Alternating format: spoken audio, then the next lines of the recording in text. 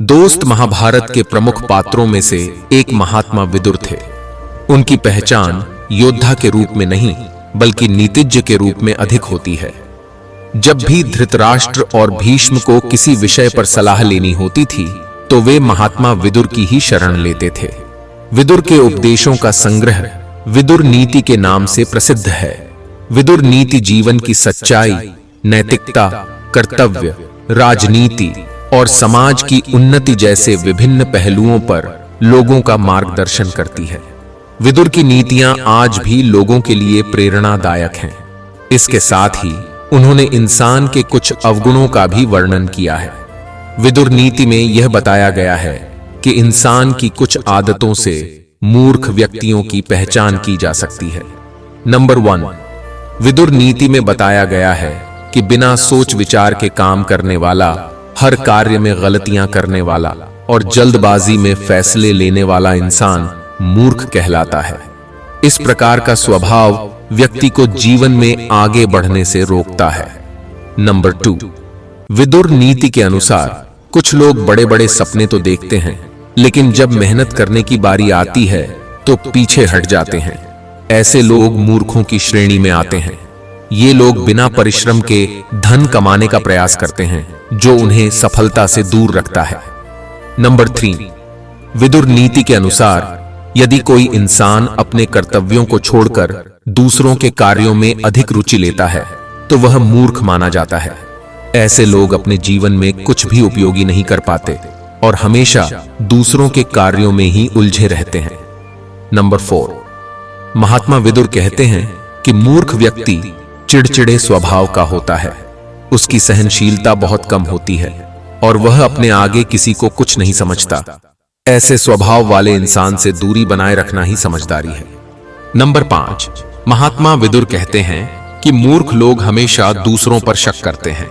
जहां उन्हें अपने दिमाग का सही उपयोग करना चाहिए वहां वे ऐसा नहीं करते और उसे फालतू चीजों में व्यर्थ करते हैं। इस कारण से ऐसे लोग ज्यादा समय तक किसी के साथ संबंध नहीं बना पाते।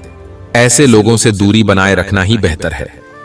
नंबर 6, महात्मा विदुर कहते हैं कि सफलता की चाह हर किसी को होती है और इसके लिए लोग अपने स्तर पर मेहनत भी करते हैं।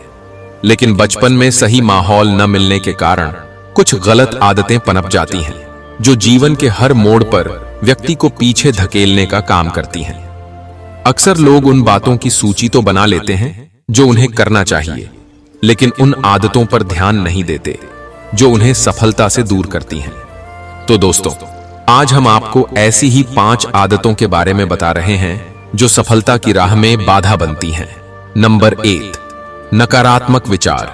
महात्मा विदुर कहते हैं कि यदि आप अपने मन में हमेशा नकारात्मक विचार रखते हैं या ऐसे लोगों के साथ रहते हैं जो नकारात्मक सोच रखते हैं तो यह आपकी सफलता में बाधा बनता है। नकारात्मक मन के साथ आप कभी भी अपने लक्ष्य को हासिल नहीं कर सकते। नकारात्मक सोच जैसे यह काम नहीं हो पाएगा, इसमें यह कमी है या यह चीज सही नहीं है, व्यक्ति को आगे बढ़ने से रोकती है। नंबर 2, छोटी सफलताओं से आत्म केंद्रित होना। महात्मा विदुर के अनुसार कई लोग छोटी छोटी सफलताओं से आत्म केंद्रित हो जाते हैं।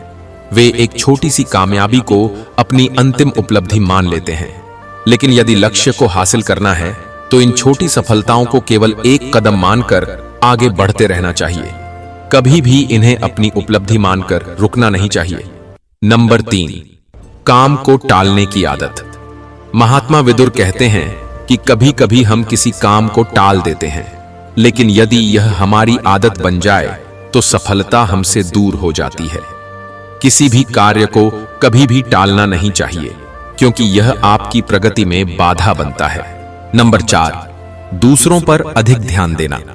महात्मा विदुर कहते हैं कि हमारे आसपास कई तरह के लोग होते हैं जिनका स्वभाव और व्यक्तित्व भिन्न हो सकता है।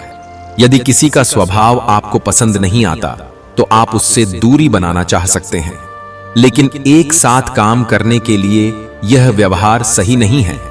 दूसरों के स्वभाव और काम पर ध्यान देने के बजाय अपने कार्य और भविष्य की योजनाओं पर ध्यान केंद्रित करें। नंबर 5, अनियमित जीवन शैली। महात्मा विदुर कहते हैं कि अपनी जीवन शैली को नियमित रखना बहुत जरूरी है। समय पर भोजन करना, पर्याप्त नींद लेना और सोने का सही समय निर्धारित करना सफलता के लिए अनिवार्य है। यदि आप नींद पूरी नहीं करेंगे तो आपका मस्तिष्क सही से काम नहीं करेगा। इसलिए समय पर खाने, सोने और नियमित व्यायाम को अपनी दिनचर्या का हिस्सा बनाएं। दोस्तों, आशा करता हूं कि आपको इस वीडियो से काफी कुछ सीखने को मिला होगा। आप अपना कीमती समय देने के लिए आप सबको बहुत बहुत धन्यवाद। यह वीडियो आप लोगों को अच्छी लगी तो वीडियो को शेयर, सब्सक्राइब, लाइक जरूर करें। फिर मिलेंगे कुछ नया सीखने के साथ और एक नए वीडियो में। तब तक के लिए आप अपना ख्याल रखें। ओम नारायणाय नमः।